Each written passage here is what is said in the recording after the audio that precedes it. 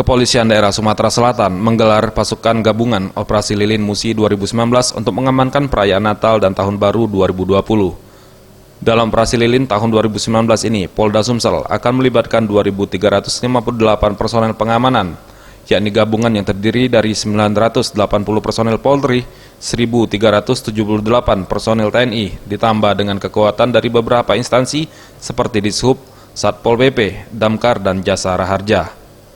Gelar pasukan TNI Polri dan sejumlah instansi terkait yang terlibat dalam operasi kemanusiaan yang dijadwalkan berlangsung 14 hari, terhitung mulai 19 Desember 2019 hingga 1 Januari 2020. Usai kegiatan, Kapolda Sumsel Irjen Pol Priyo Widianto didampingi Pangdam 2 Sriwijaya Majen TNI Irwan mengatakan, pasukan gabungan tersebut akan disebar ke 47 titik pos pengamanan dan 18 pos pelayanan. Selain itu juga para kesatuan wilayah harus dapat bersinergi dengan stakeholder terkait untuk menentukan langkah antisipasi yang proaktif selama berlangsungnya operasi dengan sandi Operasi Lilin Musi 2019 dengan kondisi Kamtibnas dan Kamseltib Carlantas yang lebih kondusif.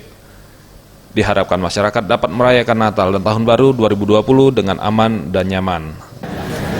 Untuk Polda Sumatera Selatan, kita melibatkan lebih kurang 2.133 personil gabungan antara Polri, TNI, dan instansi yang terkait.